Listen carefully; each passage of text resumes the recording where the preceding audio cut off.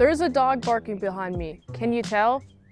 That's not related to the episode at all. I just wanted to mention it, just in case you heard it. Oh, look, it was again. I'm in Salad and I saw Daredevil Season 1, Episode 7, Stick. It is directed by Brad Turner, written by Douglas Petrie. If you haven't seen this episode, I'll spoil it for you. Daredevil is going after a guy. He's trying to look for more information on Fisk, trying to go after Fisk. And, of course, he loses the guy. And then a blind guy comes and is like, yo, that's the best you could do? Looks like you got soft. And this is fun because this is the first introduction of Murdock's mentor. We get to see what he was like as a youngin' before he had control of his powers. We get flashbacks a lot during this episode. I like seeing that since his father died, he's just alone in this house and he's dealing with like sensitivity issues. He's literally hearing everything.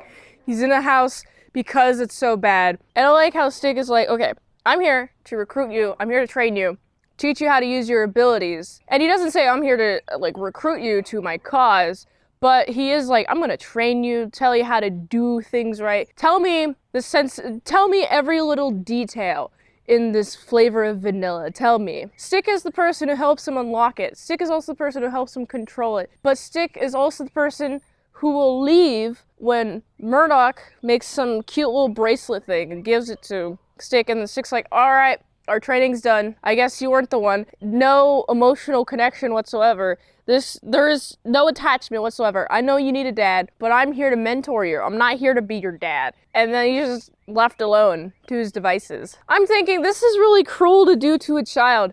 The first instance of attachment, and you immediately ice him out. Is this some sort of lesson that's supposed to be taught or something? That people will ice you out? Or maybe it's supposed to teach that you will ice him? What? I don't understand what message you're trying to send to him.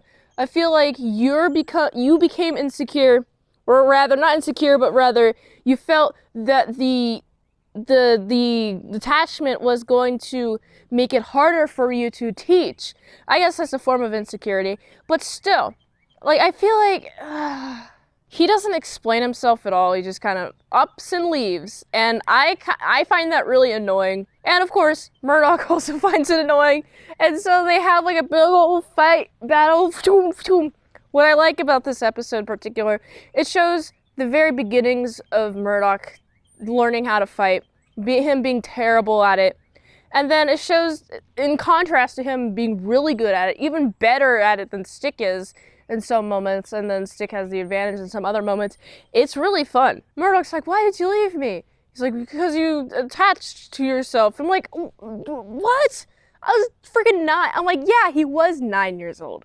You can't fault him for attaching yourself to the adult that is going to help him when his dad has just passed away. And there's like no other adult to help him. And nobody shares whatever thing is happening to him. He's blind, but he can hear literally everything. I like how all of this drama is being sorted out with Murdock and his mentor Stick. Karen's still looking for stuff on Union Allied, the people that tried to keep her quiet and eventually got her fired and almost got her killed. And, you know, this guy's helping her and being like, hey, we need some proof before we publish anything. And she's like, okay, all right then. I guess I'll have to find some proof. And then she's like walking alone, and obvious proof. We got some guys like, hey, we're gonna stab you, we're gonna punch you. Like, obvious, these people must have been hearing or something. Jumping on somebody doesn't happen unless it's motivated, unless it's like a specific person. So I'm thinking somebody must know that Karen is after them. Union Allied. All that fun jazz. And then Foggy, noticing that she looked weird earlier in work when she left early, followed her and freaking hit him, saved her. It was a fun time. And then also Stick leaves because Murdock's like, hey, get out of here. If you're not gonna help me, just leave. Just go. I like how this episode was a vessel to learn more about Matt's backstory, but ultimately Stick just ends up leaving. But the end scene is so revealing of how big this is gonna get, because Stick's like, he's ready, or something like that, and he's talking to somebody else. He's like, yes, we're tracking Matt Murdock's progress. It's like, wait, what bigger thing is happening here? Bigger than Fisk. All right, let's go. I'm in. I'm all in. Also, I like the color palette of the show. Red, yellow, green. There was a lot of that in this episode. Although I feel like I'm not noticing as much red as yellow and green. Those seem to be the prominent colors in this series as a whole, pretty much. I like this episode. What do you think of it? I gotta give it, it's a solid, it's a 7.4 out of 10.